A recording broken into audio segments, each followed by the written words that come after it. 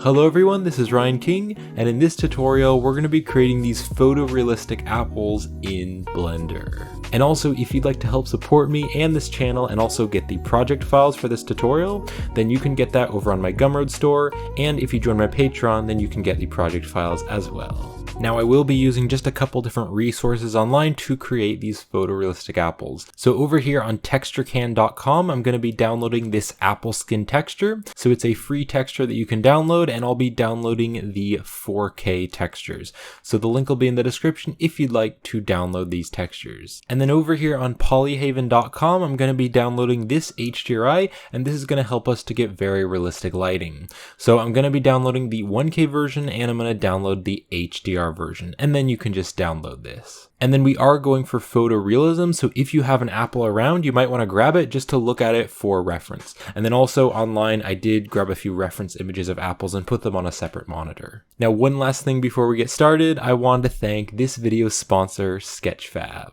On Sketchfab's 3D model store, you can purchase models and assets. My favorite feature of Sketchfab is that you can upload and preview your own 3D models in your browser. You can even view your 3D models on a phone or tablet. You can also apply to become a seller on the platform. Check out Sketchfab with the link in the description.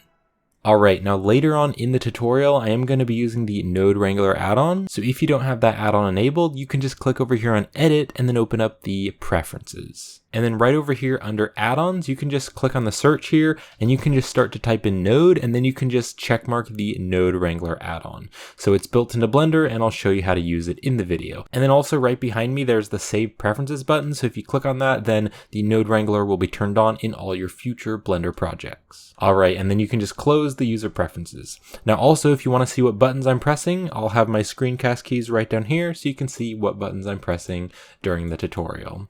So let's first just select everything, and then I'm going to press X and we will delete it. Let's now press Shift A, and I am going to start with a UV sphere. Now right down here you can see there's the Add UV Sphere settings. I'm going to open this up, and I want to turn these segments and rings both to 16, and then I can close this.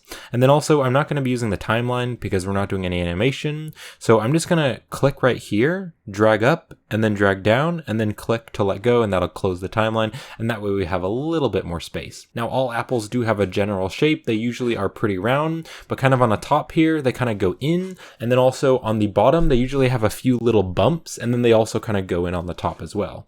And then they also are very random. They just have little lumps and things. They're all a bit random and organic. So to model this, I'm going to tab into edit mode, and then I am in the vertex select right here. I'm going to select this top vertex, and then I want to press O, and O is going to turn on the proportional editing. You can also just turn it on by clicking right there. I'm now going to press G to grab, and then Z on the Z axis, and you can see that because we have the proportional editing turned on, it's going to pull vertices along which are close to the vertice we have selected. Now there also is this circle here. If you scroll with your mouse wheel, you can change the circle, and whatever is in the circle, that's what's going to be pulled along with it. So the proportional editing is really useful for modeling things like this, and then I can just drag down and then just click to place that. All right, so that is pretty good. I'm also going to just zoom in a little bit more and then press G and Z, and this time I'm going to scroll my mouse wheel down and just kind of push that in a little bit. Now usually it seems like apples are a little bit higher up. They aren't like perfectly round. They're a little bit more of an oval, just slightly. So I'm going to tab into edit mode, and I'm going to select everything, and then I can also press O just to turn off the proportional editing. I'll now press S to scale, Z to scale it on the Z axis, and just scale it up just a little. So now it's just slightly more up and down than it is sideways. And then also we need to make that bottom part going in as well. So I'm going to select this vertex, and then I'll press O again, or just click right here to turn on the proportional editing, and then I can press G to grab, Z on the Z axis, and then use your scroll wheel to change the proportional editing, the size of that circle, and we're just going to bring that in a little bit. And then also I'm going to hold down the Alt key and then select this ring of vertices, and I'll press G and Z and just kind of bring it up and back down a little bit. Now if I press 1 for front view, you can see that it's very round, and I want the apple to be a little bit bigger up here. So again, I'll tab into edit mode, and I'm going to hold down the Alt key and select right here, and that's going to select the ring of vertices. And then I can press S to scale, and again use your scroll wheel, and I'm just going to scale this up a little bit so it's a little bit bigger, just like that. And then I think I will Alt select this loop and then just press S to scale and make that a little bit smaller. And then I also want to flatten the bottom a little bit, so I'll hold down the Alt key and just select this loop, and then I'll press G and Z, and then use your scroll wheel, and I'm just going to flatten the bottom just a little bit. Alright, so that is getting there. It's starting to look more like an apple. I want to add the Subdivision Surface Modifier though, because right now it doesn't have very much geometry.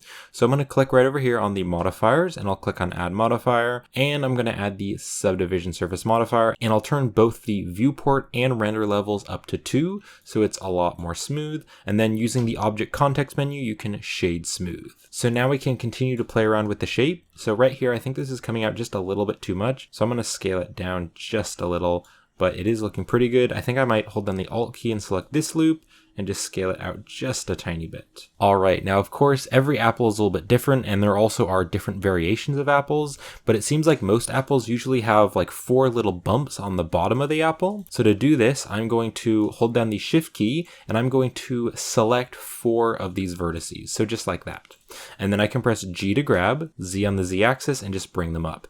Now the proportional editing is pulling too much of it, so I want to scroll my mouse wheel down and then just kind of bring this up just like that. And you can see now we have some 4 little bumps. And then also I'm going to select the bumps. So I'm just going to hold down the Shift key. I'm just going to select the parts which are coming down kind of in between the bumps, and then I'll press G and Z and just push those down. You could also scroll out with your scroll wheel and just pull those down just so that those bumps are a little bit more visible. So it should be very subtle. Usually they aren't very bumpy. Of course, it does depend on the variation of the apple, but I think that just makes it a bit more realistic. Now I should have mentioned this earlier, but we should save our Blender file so that if Blender crashes, we won't lose our progress. So let's just click on File, and then we're going to click on Save As. I'm just going to save this as apples.blend in a folder on my computer, and I can just click on Save As. And then while you're working on the project, you can press Ctrl S, and that'll save the Blender file. So to help make the texturing look a little bit better, I do want to add another ring of vertices in here, and also another ring of vertices right in here.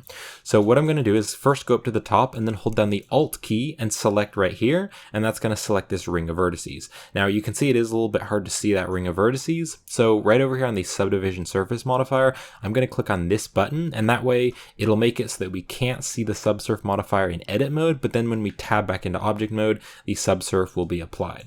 And that way we can see the vertices a little bit better. So now that that's selected, just hold down the Alt key and select inside that loop. I can double tap the G key, and I'm just going to scale this way down till it's pretty small, something like that. And then also, I want to add another ring of vertices in here to replace that ring. So I'll press Ctrl R, and Ctrl R is the shortcut key for adding a loop cut. And I'm just going to left click, and then you can just drag around and then left click again to place it. So just something like that. Now we have an extra small little ring inside there. So let's go down to the bottom and do that again. So I'm going to hold down the Alt key and select this ring of vertices, and then double tap the G key, and that is going to enable the edge slide. Make that a little bit smaller, just like that. And then just click to place that, and then you can press Ctrl R, and that is going to add a loop cut, and then you can just click, drag it to wherever you want, just somewhere in the middle, and then click again to place that. And then this does look a little bit sharp in here, so if you want to, you can select the vertice in there and press G and Z, and just kind of move it down a little bit. But really, you're not going to see that because we are going to be adding a little green bit right in there, because usually at the bottom of the apples, they usually have like a little green bit kind of growing out of the bottom of the apple. All right, so kind of zoom out and take a look at your apple. I think this is looking pretty good, but I do just want to add a little bit more randomness just because apples are very organic and they're just randomly shaped. So I'm going to tab into edit mode, and I'm just going to select a random vertice, and then I can press G to grab and scroll your mouse wheel out, and I'm just going to bring it out a little bit, and basically I'm just going to select random vertices and just very slightly move them. So some are going to be moved in, some are going to be moved out, just so that the apple has some little bumps and lumps. It is quite subtle, but it will really help to make it more photorealistic. So just kind of pulling some of these random pieces in and out, just like that. So now if you kind of look around, you can see that the apple is just slightly different. It's just a tiny bit random here and there. So let's go ahead and model the apple stem kind of on the top of the apple, and then we'll also be modeling that little green bit underneath the apple. So I'm going to press Shift C, and Shift C is going to center this 3D cursor to the center of our scene. I can now press Shift A, and I'm going to go right down here, and I'm going to add a circle. Now over here, right behind me on those add circle settings, if you click on that and open it, I'm going to change the vertices to 6 because we don't need very much detail, and then I can close this. So I can now press G and Z and bring it up, and then press S to scale, and then again G and Z and bring it up. Just like that, we'll make it pretty small, and then we're gonna put it just slightly under the apple skin. So I can now go down here inside the apple, and I'm gonna tab into edit mode, and then I can press E to extrude, and that's gonna extrude the stem out, and then I can press E to extrude, just give it a random rotation. So you can see when I press R, the proportional editing is turned on. So I'll just turn it off by clicking right there or by pressing the O key. So I can now press R to rotate, and then I'll press S to scale and just scale it out slightly, and then E to extrude, R to rotate, S to scale. And this is a little bit too big, but we will scale it down after we model it. So I'll press E to extrude again, S to scale, and then I want it to be a little bit bigger here on the stem. Of course, the stems are all randomly different. I'm just going to make a stem that I like. So I'll scale that out, and then I'll press E to extrude, and then I can press F, and that's going to fill that face there. And then also, because we are going to be adding a Subsurf modifier to this, I'll press I to inset that face just so that we have a little bit more geometry there.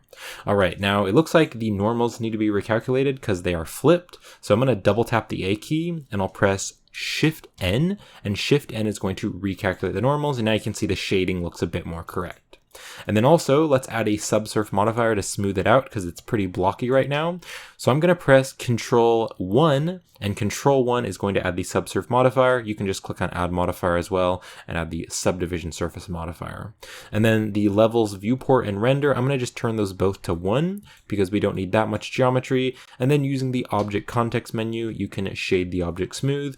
You can also click on Object and then click on the Shade Smooth button right there. All right, now this curve here is pretty shallow, and I want to make it a bit more strong. So I'll tab into edit mode, and I'm going to press Control R, click, and then drag up, and then tab back into object mode. So you can see that stem there. It now has a little bit more of a sharp curve. Now I'm also going to hold down the Alt key and select this loop, and then hold down the Shift and Alt key and select this loop. So we have both of these selected, and now I can just press S to scale and just make it like a little bit bigger. So that is basically the look that I'm going for. So that is way too big, of course. That kind of looks like a cartoony apple, but we're going for a realistic apple. So I'll press S to scale and just scale this way down, maybe not quite that small. I could also press S and Z, scale it up on the Z axis just a little. And then once you get it to a better size, you can tab into edit mode, and you can just like box select some of these pieces and just like rotate them up if you want it to be coming up a little bit more. I think also I'll press Control R and then left click and right click, and then I'll press G to grab and just pull that up just so that it's rotating a little bit. And then of course you can rotate the stem, just kind of get it to how you like. So now I'm just going to model that little green bit that's down here on the bottom of the apple. So again, I'll press Shift C, and Shift C will center the 3D cursor so that when I press Shift A and I add a circle, you can now see that the circle has been added in the very center because the objects are always added where the 3D cursor is located. So I can now press G and Z, just kind of bring this down, S to scale, and G and Z so we can see it. And then also to zoom into it, I can press the period key, period on the numpad, and that'll zoom over to it. I'll tab into edit mode, and I can press G and Z and just kind of bring it up inside the apple, and then I'll press E to extrude, Z on the Z axis, just bring it down, scale it down a little bit, and then you can press F and that'll fill a face. So it is very blocky right now, so I will click on Add Modifier, and you can add the Subdivision Surface Modifier, and I'll just turn the Viewport and Render to 1, and then again, using the Object Context menu, you can shade that smooth. Now, I want to scale this up a little bit. I'll just scale up a little bit. I don't want to scale it up too much, but just a little bit, and maybe bring it up a little bit. And then also, I do think that the hole right here in the apple is a little bit shallow. So I'm going to select the apple, and I'll tab into edit mode here on the apple. And then I'm just going to zoom inside the apple, and I can just use the box select by pressing B, and I can just select these vertices right here. And then I can press G and Z and just push that up. And that way it's a little bit stronger, so it just goes in a little bit more. So then back over here on the little green piece, I'm gonna press G and Z, kind of bring it up, and you can press S to scale it down a little bit. All right, so now in edit mode here on the little green piece, I'm gonna press the 3 button, or you can just click right here, and that's gonna go to the face select. So I can now just select this face, and then I'm going to press I, and I is going to inset that face. So now we have these little faces right here. So I can just select these faces, and I'm going to press E to extrude, and then S to scale, maybe rotate it a little bit, and then press E to extrude and S to scale. And we're basically just going to make those little bits on the apple. Now, I looked at a lot of reference photos, and even looking at this apple, it's kind of hard to tell what the shape is. So I found that this is the easiest and best way to model it. You can, of course, model it however you like, or you don't even need to make this piece if you don't want to, because you can't really see it in the render. And also, if you're making this apple to use for different scenes, like maybe you're making it as an apple asset, then you might want to make this so that if you rotate the apple, you can see that little piece in the bottom. So I'll press E to extrude and just make like 3 of them. It seems like usually there's about 3 of them. Just S to scale, just like that, and then I'll select this piece. Now this piece, you could also select some of these vertices and scale them a little bit, just to make that a little bit bigger, and then you can go to the face select again, and I'll press E to extrude, R to rotate, just something like that, and maybe scale this down. Now I do feel like it's coming down a bit too much, so I'll press S and Z, and that's going to scale the entire thing, and just kind of flatten the entire thing, just because I don't want it to be very big. But just like that, something like that is very good. All right, so just press Ctrl S again to save. So that is the modeling for our apple. So now let's go ahead and set up some lighting, and then we will do the materials. So to get very realistic lighting, I'm going to click right over here on the world, and I'm going to be using an environment texture. Link will be in the description if you'd like to use the same one that I'm using. I talked about it at the beginning of the video. So to add it in, I'm going to click right here on the color right here, this yellow dot, and I'm going to change it to environment texture. And then you can click on the open button. And then this is the HDRI that I'm going to be using. So again, links in the description if you'd like to download it. I'm just going to double tap on it to add it in. And then if you go into rendered mode, you can see the HDRI. So it's just giving some nice photorealistic lighting. And then just one more step to help us get very realistic lighting, I am going to be using Filmic Blender. So if you click right over here on the render properties, you can scroll down and you can see that there's this color management.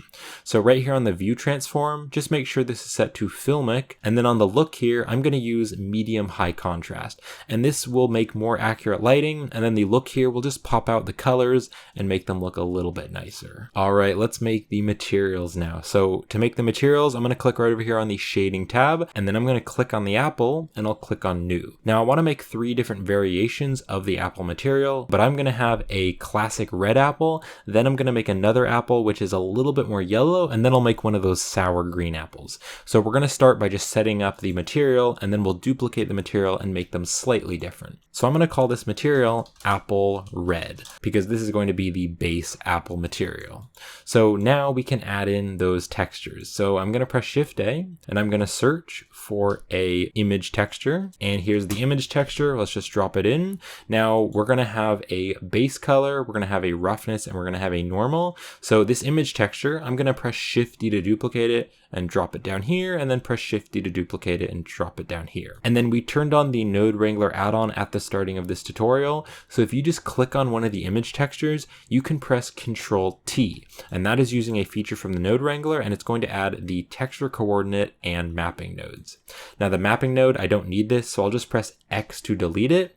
And then what I want to do is I want to use the UV of the sphere, so the UV mapping. So I'll take the UV and I'll drop that into the vector, and drop this into the vector, and drop this into the vector. All right, so let's open up the textures now. So I'm just going to click on this open button. And then here is the apple textures from texturecan.com. So again, link will be in the description if you'd like to download the textures, and I downloaded the 4K version. So I'm just going to click on the base color to add it in, and then we can plug the color up to the base color. And then also, if you want to press Z and move your mouse down, you can go into the material preview and see how that's looking. Let's also open up the roughness. So click on open, and then here is the roughness. So I'm just going to double click on this, and then we can plug the color up to the roughness.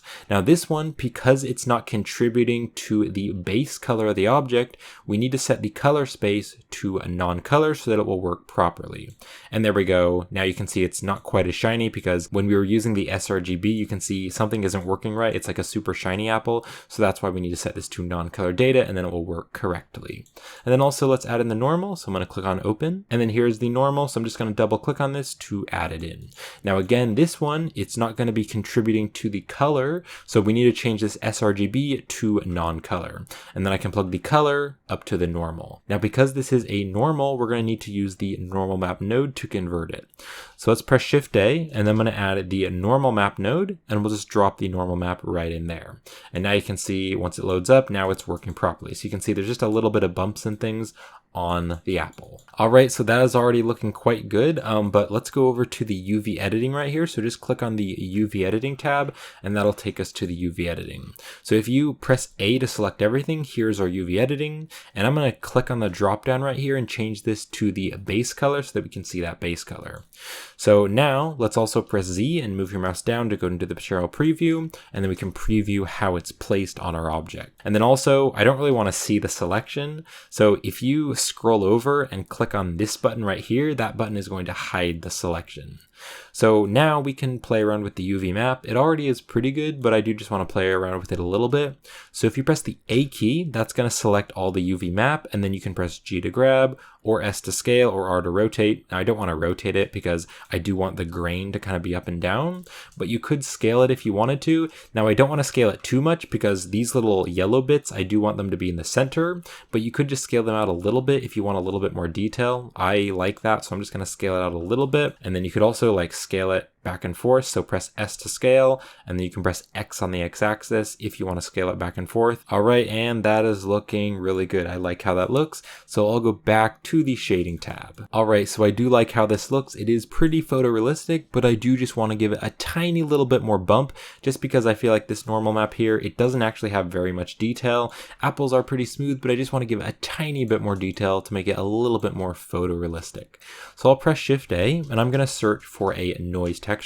I'm just going to drop the noise texture right down there, and then I want to use the object mapping, so I'll plug the object up to the vector. And then using the feature from the node wrangler, if I hold down the Control and Shift key, I can click on the noise texture, and that is going to preview it. Now the scale here, I'm going to change this to 10 so that it has a little bit more scale, and then I'll turn the detail up to 3 just so that it has a tiny little bit more detail. So I just want to use this noise texture in the bump, so to add it to the bump, I'm going to press Shift A, and I'm going to search for a bump node, and we'll drop the bump node after the normal map node.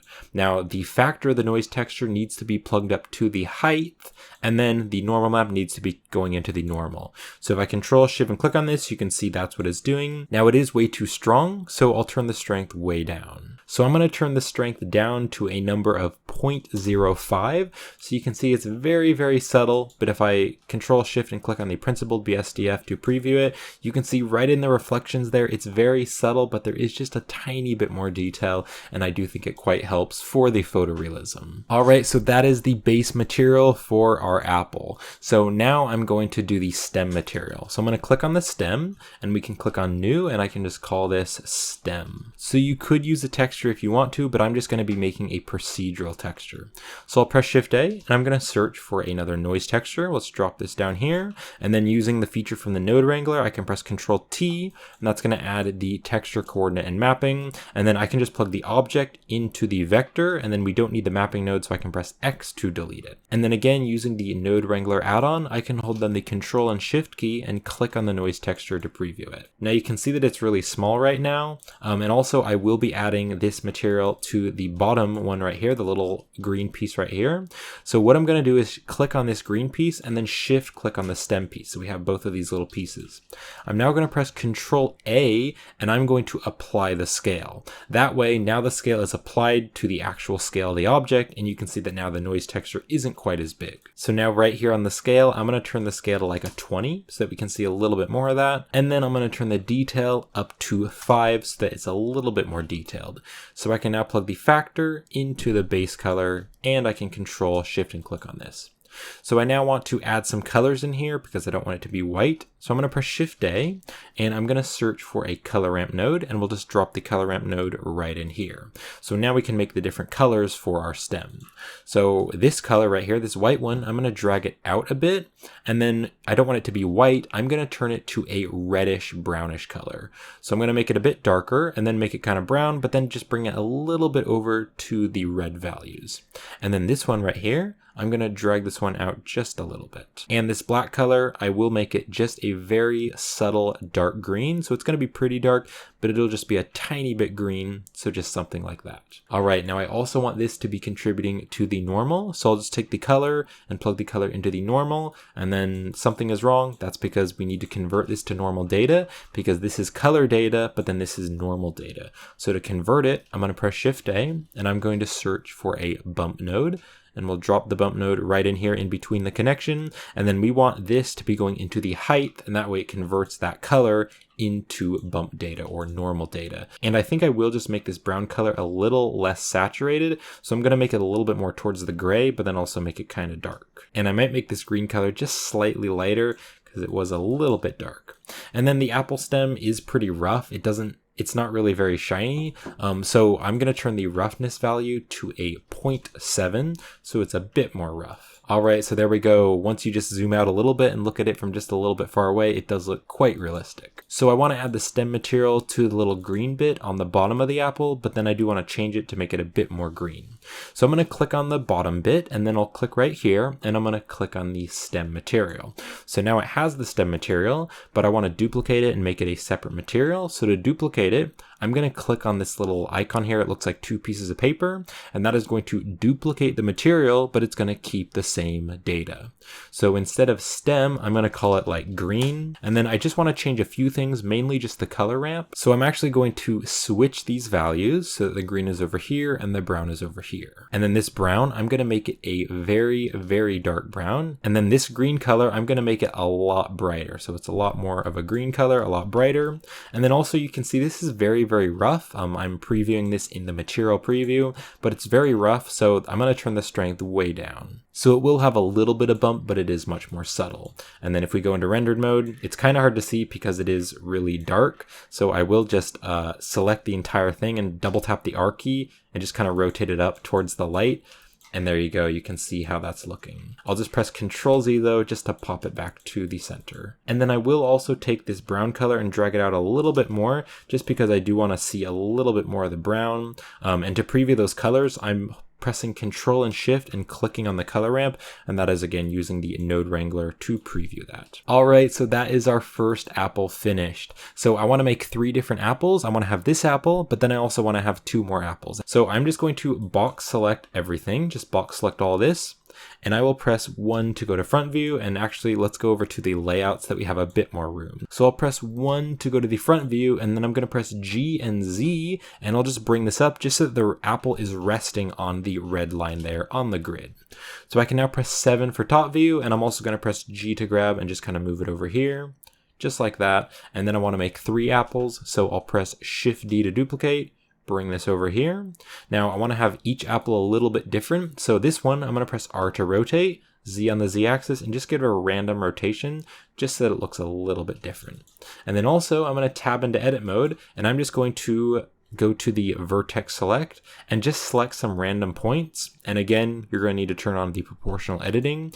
So you can just select some random points and press G to grab and just make it look a tiny bit different. It is going to be very subtle. So I'm just selecting some random points and changing the size of that. And then also this apple, I thought it would be cool if this apple was a little bit taller. So I'm going to, again, just select everything, and I will press S to scale and scale it up just a little bit so this apple is a little bit bigger, and I will need to kind of move it a little bit out of the way, just like that. And then I'll also press S and Z and just scale it up a tiny bit just so that it's a little bit taller than this apple. And then I do want to make one more apple, an apple kind of down here on the front. So I will just box select the first apple. So just make sure this first apple is selected. I'll press 7 for top view, and then I can just press Shift D, and Shift D will duplicate the apple. And then I can just press R to rotate, give it a random rotation. And then I do want this apple to be a little bit smaller, so I'll press S to scale, just kind of scale it down. And then I also want this apple to be a little bit more round, so I will tab into edit mode right here. And then to make it more round, I can Alt and select this loop. So hold down the Alt key and just select that loop right there. And then I'll press S to scale, just scroll with your mouse to change that proportional editing. And I'm just gonna make this apple a little bit more round. And then also you could just press A to select the entire thing and press S and Z and just push it down slightly. So it's a little bit more small, lumpy apple. And then also, because we scaled it down, we're gonna need to move this down. Also just give this a random rotation. And then also this little piece right down here, let's press G and Z and push it back up. So I can now just box select this entire apple, and we need to go back to front view and press G and Z and just push it down so that it's now resting on the ground. All right, there we go. So we have 3 apples. We have a big one and a small one and a medium one. Let's add a camera now and just stick the camera kind of here so it's pointed at the apples. So I'll press Shift A and I'm going to add a camera, and then also I'll press Control S to save my project. So I can now press Control Alt Numpad 0, and Control Alt Numpad 0 is going to hop the camera to where we are.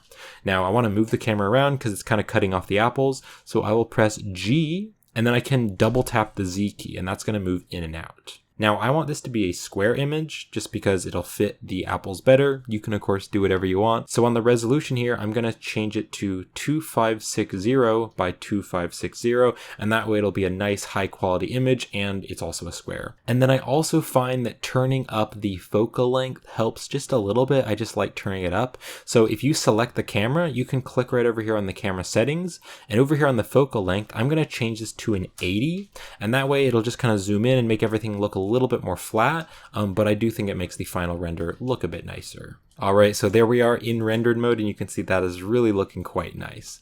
So let's hop over to the shading tab, and I'll press 0 to go into the camera view. So now we can make the different variations for our apple colors. So I'm just going to click on this apple here, and right now you can see it's apple red. I want to duplicate the material so that it's a separate material, but the data stays the same. To do that, I'm just going to click on this icon right here, and now you can see it's apple red 001. So I'm going to change this to apple green. Apple green, and if you click back over here, you can see this one's still apple red, but this one is apple green. So now let's make this a green sour apple. I'm going to press Shift A, and I'm going to add a color ramp node, and we'll just drop the color ramp right in here. So now it's converting it to these colors, so it's black and white. But instead of it being black and white, I'm going to drag this tab out, and then I'm going to make this one a bright yellowish greenish color. So you can see it's very saturated. It's right over here at the kind of the end of the color wheel, and it's a little bit towards the yellow, but mostly green. And then I will also make it a little bit darker. And if you want to use the same exact value that I'm using, the same exact color, then you can click over on the hex value and you can type in 5D 9304. So that is the color that I'm going to be using if you want to use the exact same color. And then this white tab, I'm going to drag it out as well. And then this color, I'm going to make a bit more of a yellowish. So it's going to be bright, and it is going to be green, but it's going to be more towards the yellow. And again, if you want to use the same exact color that I'm using, you can go over here to the hex and you can type in D0 F24C. So there we go. You can see now that's really looking like one of those sour green apples. All right, so let's click on this little small apple, and this one I want to make a little bit more yellow. So again, we need to duplicate this so that it doesn't affect the red apple. So I'll click on this one and then click on this to duplicate it. And this one I'm going to call apple yellow. You could make like a golden kind of colored apple. I'm just going to make it mostly red, but a little bit more yellow. So to edit the colors for this, I'm going to press Shift A, and I'm going to search for the RGB curves. Just drop that down in here. And then on the C here, I'm going to drag this up a little bit and then drag this down a little bit.